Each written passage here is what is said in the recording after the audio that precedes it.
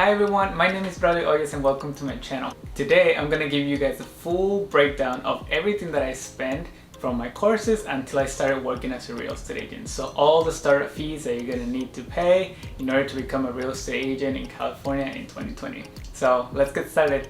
The first thing that I had to pay was for my courses. In California, we are required to take 3 different courses.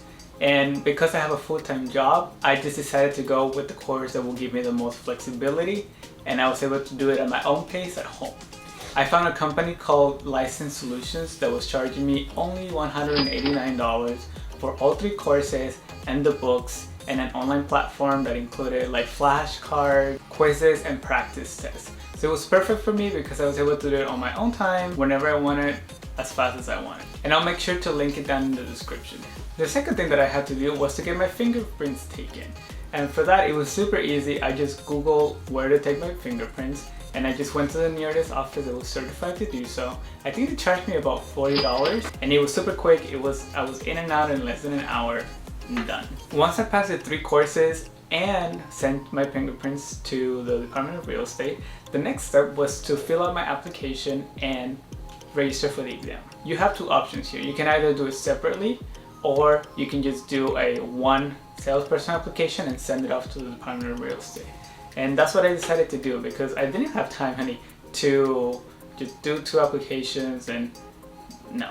So what I just did is I filled out the application for both the examination and my license. And for this one, I paid $60 for the exam and $245 for the license.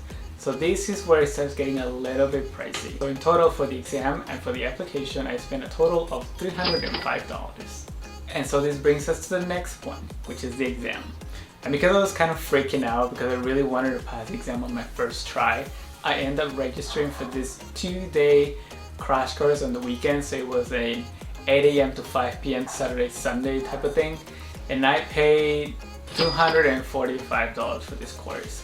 Now, this one is not a requirement, it was optional, but I feel like I really needed it, and the benefit really outweighed the cost in my case, because I was a little nervous about my exam that was coming up like in a few days, and I was like, you know what, I think this is going to be really good, and it really helped me to pass it on the first try. Otherwise, I don't know if I would have passed, but since I took it, I passed, and I wish I just moved on to the next thing. Once the most stressful part was over and I found out that I passed my exam, the next step was to find a brokerage and to pay the fees to get started. Now, if you haven't watched my previous videos, I did a full video where I talked about the process of me choosing a brokerage. So if you want, I'm gonna link it, I think, up here and down in the description for you guys to see. I decided to join eXp Realty, and to be honest, the startup fees for eXp were pretty low. I just paid $149, and that included the fees for the first month and business cards.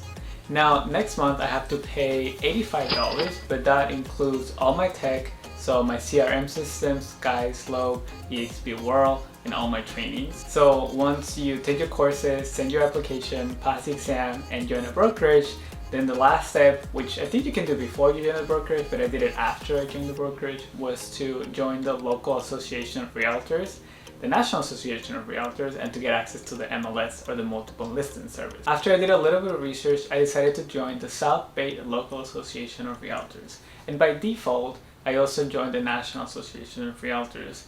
In total, I paid $661.85 to get access to the MLS and to pay all my fees. Now, if we want to be technical and just say how much I actually just paid to get started, then we'll have to subtract $199 from that, because in my association of realtors, the MLS fees are paid twice a year, and they're paid April and October. And because I joined in September, then I just paid the tiny, like, it was prorated, so I just paid a little bit of September that was left.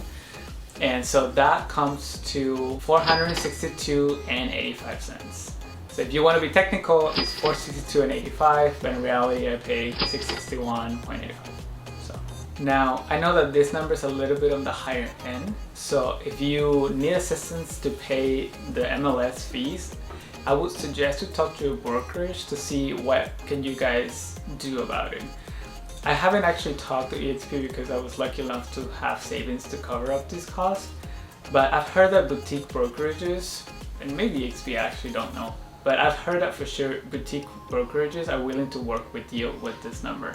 So for example, I've heard of one case where this brokerage paid all the MLS and the association fees for an agent, and then all they asked in return was to just subtract those fees from the first commission check.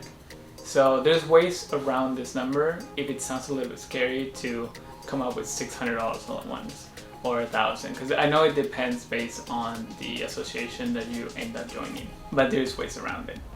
Up to this point, I'm technically now able to work as a real estate agent in California, and my total startup fees were $1,859.85. Now, there's a lot of ways that you can get started with just the cost that I mentioned before, but there's one more that I want to throw in there, and that is lead generation. So if you don't have any more money to spend right now on marketing or lead generation, then my suggestions to you would be to start door knocking, which is completely free, but you have to check local safety regulations right now.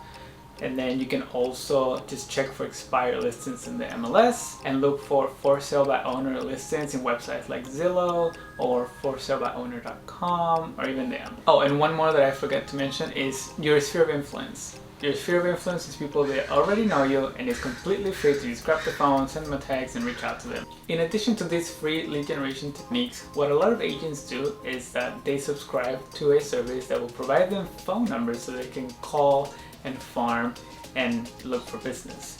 Some of the websites and services that I've heard of are Mojo, RedX, Vulcan 7, and Cold Realty. I ended up deciding to go with Mojo because of two reasons. They have a triple line dialer, which allows you to do 3 calls at the same time, so you can move through your call list quicker and more efficiently. And they also provide you like a breakdown of services or phone numbers that you can get. So for instance, if you want just expires, or if you want just for sale by owners, or if you want neighborhood data, then you can just purchase those individual services monthly, because yes, it is a monthly subscription. And for that I paid $174, $149 for the triple line dialer, and $25 for the for sale by owner numbers. So in summary, in order to become a real estate agent and start working as an agent in California in 2020, my total startup fees came down to $1,763.85. And this number might be a little bit high for some people, but I honestly think that in order to start a brand new business and go into an entirely new venture, almost $2,000 is not as bad. And if you save a little bit of money and you're diligent about your finances, then you can quickly come up with that. So there you have it, guys. That is all I had to spend in order to start working as an agent here.